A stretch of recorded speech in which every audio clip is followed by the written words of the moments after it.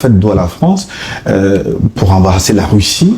Est-ce qu'elle vous donne satisfaction, la Fédération de Russie, dans le partenariat que vous avez noué avec Pour moi, c'est pas faire d'eau à la France. On a tiré les conséquences d'une relation qui ne donne pas satisfaction, qui ne respecte pas nos valeurs, qui ne respecte pas notre dignité, notre souveraineté. On en a tiré les conclusions.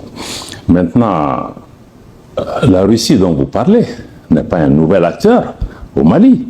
Aux premières heures de l'indépendance du Mali déjà, notre pays entretenait des relations de coopération économique, commerciale et même militaire. Avec la Russie, beaucoup de sociétés, entreprises d'État au Mali ont été établies grâce à la coopération avec la Russie. L'armée malienne, son équipement de façon historique et la formation du personnel a été essentiellement faite de l'époque de l'ancienne URSS à aujourd'hui. Maintenant, face à la situation à laquelle nous étions, dans laquelle nous étions, donc nous avons choisi de raviver cette coopération parce que c'est un pays qui, de notre point de vue, respecte notre souveraineté. C'est un pays qui travaille dans un esprit de partenariat gagnant-gagnant. Donc certains le disent, oui, bon, pourquoi vous quittez un maître pour aller vers un autre? Non, il faut se rappeler que la Russie n'a pas colonisé un pays africain. La Russie a plutôt aidé des pays africains à se libérer. Donc, ceux qui disent ça, je pense qu'eux-mêmes, ils ne sont pas sortis de l'esprit colonial. Parce qu'on ne cherche pas de maître. On cherche vraiment des relations de partenariat avec tous les pays qui le souhaitent. Encore une fois, le Mali n'est pas naïf. Nous savons apprécier tous les partenariats. Chaque partenariat a un plus ou a aussi des faiblesses. Mais nous cherchons sur le plan sécuritaire aujourd'hui, la relation entre le Mali et la Russie, mais ce n'est pas des cadeaux qu'on fait au Mali. C'est même des relations avec le Mali et la Russie ou le Mali et Wagner? Parce qu'il vous est reproché régulièrement de contracter avec un groupe privé militaire. Bon, vous savez, ça, on ne tombe pas dans les éléments de langage de ceci. J'ai dit que le Mali a des relations avec la Russie. Ces relations comportent la fourniture d'équipements, l'assistance technique, y compris la présence de personnel militaire russe au niveau du Mali. Ce qui est important pour nous, c'est vraiment de doter les forces de défense et de sécurité maliennes de capacités qui nous permettent de répondre à la situation sur le terrain. Et aujourd'hui, nous sommes satisfaits de la collaboration que nous avons avec la Russie. Et aujourd'hui, les Maliens sont fiers des capacités qui ont été acquises par leur armée et surtout du travail formidable que l'armée est en train de faire pour protéger les personnes et les biens. Malheureusement, certains qui sont partis veulent qu'après leur départ, ça soit l'apocalypse. Ils ne diront rien de bon et ils sont en train de tout faire pour que l'expérience que nous avons de rebâtir notre armée nationale ne puisse pas marcher. Donc, ce n'est pas la préoccupation du Mali. Notre préoccupation, c'est comment répondre aux attentes des populations maliennes. Et nous le faisons, nous investissons, nous faisons des sacrifices importants. Et je voudrais, au passage, saluer l'action des hommes et des femmes, des forces de défense et de sécurité maliennes qui se battent sur le terrain avec combativité, détermination et aussi un sens élevé du sacrifice. Je pense que c'est ce qu'il faut retenir. Je voudrais qu'on évoque également la géopolitique du Sahel qui fait face à une série, certains parlent d'épidémie de coups d'État. Après le Mali, on a connu des coups d'État au Burkina Faso et au Niger. Pourquoi le Mali a-t-il soutenu ces régimes militaires qui se sont installés? Je pense que ce qu'il faut comprendre, c'est que les pays dans lesquels il y a eu... Nous, on est assez modestes. Ce qui s'est passé au Mali, c'est le résultat des évolutions politiques au niveau du Mali, où les Maliens ont estimé à un moment qu'ils doivent prendre des mesures pour essayer d'arrêter la saignée.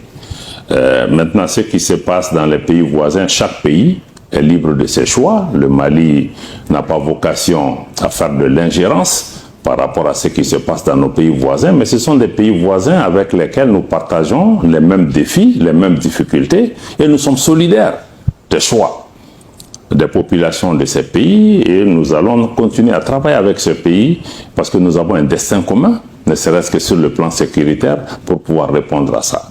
Maintenant, ceux qui parlent de contagion, des coups d'État et de tous ces éléments, il faut leur rappeler la nécessité pour chacun de travailler en amont, pour regarder les causes profondes dans les pays, que ce soit sécuritaire, des questions de gouvernance ou de malgouvernance ou d'exclusion qui nous ont conduit dans certains cas à ces situations pour pouvoir anticiper les réponses, faire la prévention et au lieu de se focaliser vraiment sur la maladie et de ne pas pouvoir apporter les réponses ou même d'être totalement aussi sous l'influence de partenaires extérieurs parce que la difficulté que nous avons c'est quoi aujourd'hui?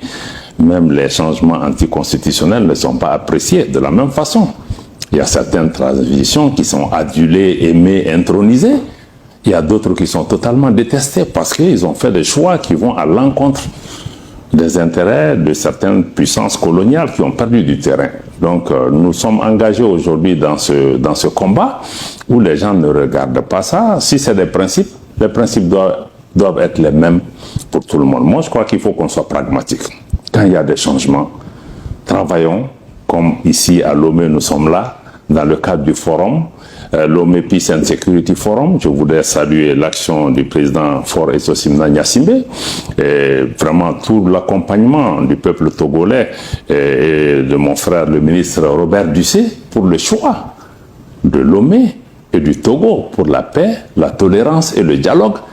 Le Togo a fait le choix que chaque fois qu'il y a la difficulté, il tend plutôt la main au pays. Il essaie de comprendre, il essaie d'accompagner.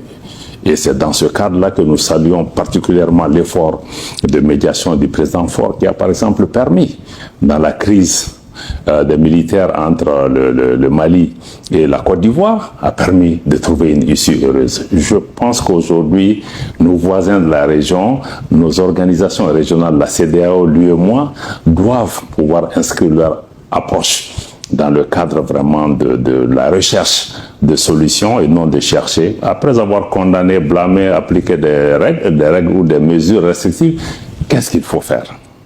Il faut des solutions pour en sortir. Puisque vous évoquez le Togo, en dehors de la médiation pour la libération des 49, certains parlent de mercenaires, d'autres de militaires ivoiriens. Quelle forme d'appui le Togo a apporté au Mali pour le maintien et la stabilisation du régime de transition?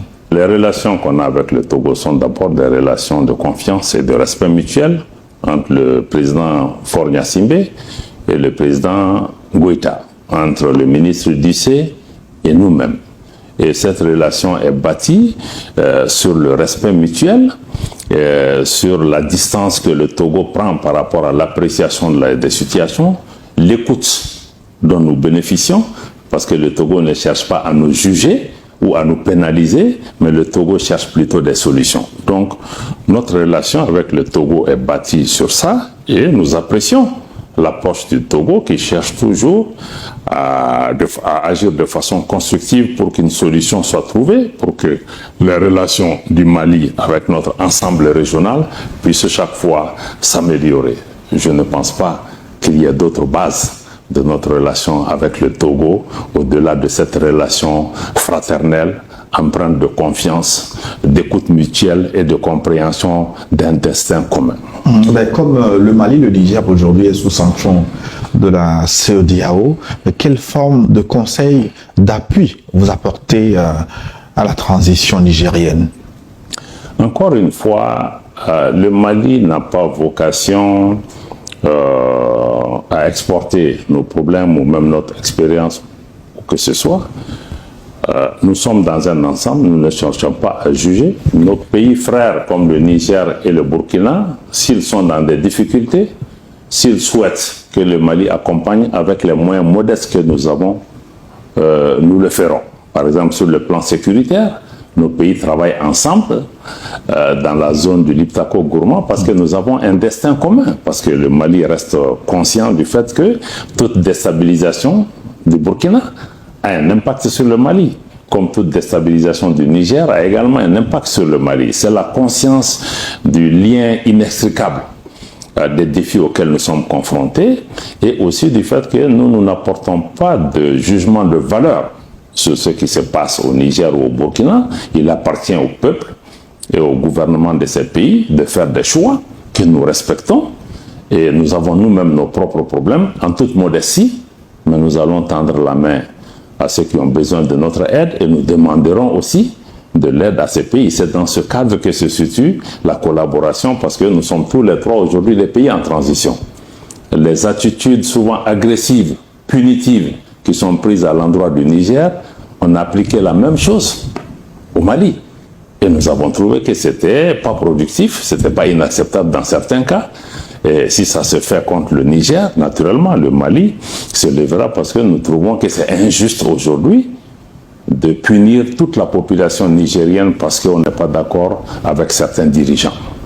Donc c'est ça, fondamentalement, les questions. Et nous l'avons mis très clairement, que nous sommes opposés à toute agression, toute invasion militaire, toute intervention militaire au Niger, d'abord parce qu'elle ne constitue pas la solution, parce que c'est un pays qui fait face déjà à la menace terroriste, une des armées les plus aguerries de la région qu'on veut déstructurer, et que toute intervention militaire ne fera que, au lieu de favoriser la libre circulation des personnes, ça va plutôt favoriser la libre circulation des terroristes dans la région. Mais est-ce que vous êtes allé au-delà des déclarations? Est-ce que vous avez envoyé des troupes préventives pour justement vous préparer le Niger contre l'attaque de la CEDEAO? Vous savez, M. Boko, nous sommes sur un plateau de télévision et nous sommes écoutés par nos amis et par nos ennemis. Donc je ne vais pas aller dans certains détails, mais ce que je peux vous dire, sur le plan politique et sur le plan officiel, nous avons mis en place l'Alliance des États du Sahel. Cette alliance est une alliance militaire, contre toute agression de nos pays, où nous allons répondre collectivement, et pour lutter ensemble contre le terrorisme et tous les autres facteurs d'instabilité. Mais qu'au-delà de sa dimension militaire, solidaire, nous travaillons, parce qu'il existait aussi déjà l'autorité du Liptako Gourma, qui a été créée par traité depuis les années 70, qui lie les trois pays. Donc nous comptons aussi renforcer la dimension de développement économique, l'exploitation de nos ressources, regarder aussi les questions monétaires et les questions économiques qui touchent nos populations. Donc nous sommes, c'est un peu dans nous privilégions plutôt pas une réaction, mais une réponse stratégique à des menaces qui sont dirigées contre nos pays ou à des défis auxquels nos populations sont confrontées. Est-ce que cette alliance ne constitue pas une menace pour la CEDEAO? Vous savez, c'est plutôt l'intervention militaire envisagée par la CEDEAO qui constitue une menace directe pour la sécurité nationale du Mali, comme pour la sécurité des trois pays de la région. Il faut que on s'organise pour se prémunir contre une telle menace, parce que nous sommes conscients que derrière la CEDEAO, mais ce sont des forces hostiles. La force en attente de la CEDEAO a été là depuis plus de 20 ans. J'ai été ministre des Affaires étrangères, je suis ministre des Affaires étrangères. J'ai travaillé sur ces dossiers. Nous savons que la CEDEAO ne dispose pas d'une telle force. Elle ne dispose pas d'une telle force. Ce sont des forces étrangères, des pays étrangers qui sont derrière ça. Et pour la plupart des pays hostiles au Mali. Donc nous sommes convaincus qu'une intervention militaire au Niger ne s'arrêtera pas qu'au Niger, mais ça va déstabiliser toute la région. Donc notre réponse n'est pas de dire, d'abord, même la charte des États, de l'Alliance des États du Sahel fait clairement mention dans son préambule, on reconnaît l'existence de la CEDEAO, de l'Union africaine et d'autres organisations. Donc nous continuons à travailler dans l'état d'esprit de renforcer l'intégration, mais nous créons un groupe où nous partageons une vision similaire, les mêmes préoccupations, et nous sommes déterminés à aller plus loin que ces organisations, mais aussi à offrir une autre approche de la solidarité, de l'intégration entre nos pays, mais aussi de proposer une structure qui ne soit pas téléguidée par l'extérieur. Je crois que ce sont ces éléments qui ont motivé. Donc ce n'est pas contre qui que ce soit. Mais si la CEDEAO perdue dans sa posture, est-ce que le Liptako Gourma va quitter la CEDEAO? Vous savez, comme le disent les anglophones, on va traverser le pont quand on va y arriver. Nous n'en sommes pas là, mais nous avons indiqué que toute intervention militaire de la CEDEAO contre un de nos pays va être consacrée automatiquement à la dislocation de l'organisation, parce que ça cassera tout esprit d'intégration régionale. Je pense que les choses sont entre leurs mains. Donc nous, ce qu'on a mis en place, c'est pour pouvoir travailler ensemble entre nous. Bon, maintenant, nous laissons la porte ouverte pour continuer à travailler avec les autres, mais il faut qu'ils sortent de cette posture de pouvoir vraiment servir l'agenda de pays étrangers, des agendas qui nous sont hostiles, ou de prendre des approches qui vont créer l'insécurité dans nos régions. La Libye, malheureusement, il y a eu une intervention de l'OTAN en Libye, on a condamné, on s'est assis, on connaît le résultat, on vit ça jusqu'à aujourd'hui. Cette fois-ci, nos dirigeants se sont dit qu'on ne va pas s'asseoir et regarder, on va apporter une réponse géopolitique à une menace stratégique qui est dirigée contre nos pays.